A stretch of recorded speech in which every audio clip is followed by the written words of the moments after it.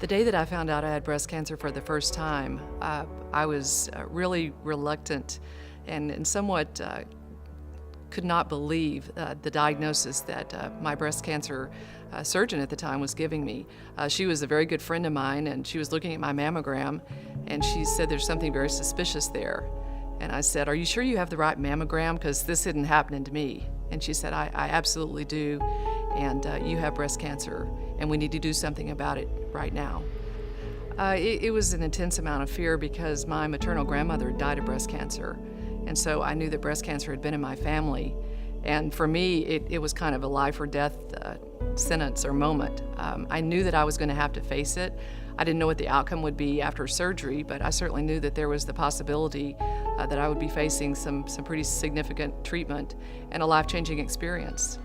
I felt like life had been almost zapped out of me because I knew people who had had breast cancer, but I, at that moment, could not believe that she said that to me. I could almost go back and see myself sitting on that table and seeing her mouth say, "You have breast cancer," and still having so much fear and uncertainty and disbelief that she was telling that to me.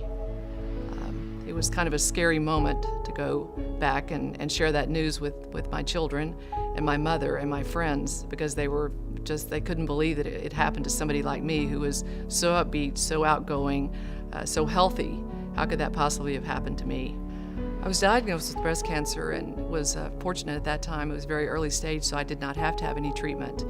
5 years later, I celebrated the milestone that I had reached, which they pretty much tell you that you're clear of breast cancer. 7 years after my first diagnosis, I was diagnosed again. I had a reoccurrence of breast cancer.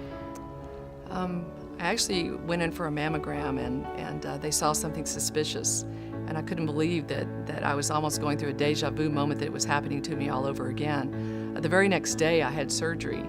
I was positive enough to think that there was no way it was going to happen again. Perhaps they would just find some scar tissue, only to find out that when I woke up, my breast cancer surgeon was standing at the end of my bed, and she said, "I don't have good news. We took the tumor out, and it's cancerous. You will have an appointment in the morning with an oncologist and start chemotherapy right away." I felt extremely lonely and empty, knowing that I was going to have to face a journey that I was uncertain. I'd never gone down that path. I'd been with people who had been down that path before, but it wasn't me.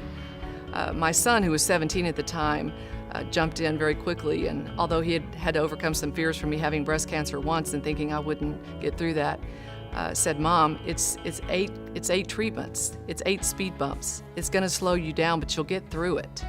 And that's exactly what happened. I had 8 chemotherapy treatments and 33 radiation treatments. It was quite a journey, but it's something that you have to face, and you have to face it on your own. Have determination, just take it one treatment at a time. As I completed my last treatment of radiation and chemotherapy and Herceptin, I knew that I'd completed the journey and crossed the finish line. I recognized that I had a different passion for life, and I looked at life differently through a different lens. I knew that I could live without hair, I could live without a breast or two, but I could not live without continuing my journey to be a survivor in this breast cancer world. I was surrounded myself with my mom, my family, my friends, and even strangers that I would meet in the grocery or on a plane at the airport. They would see my pink pin and say, "Do you know someone who has breast cancer?" And I would proudly say, "I am a survivor. I kicked it once, and I kicked it again."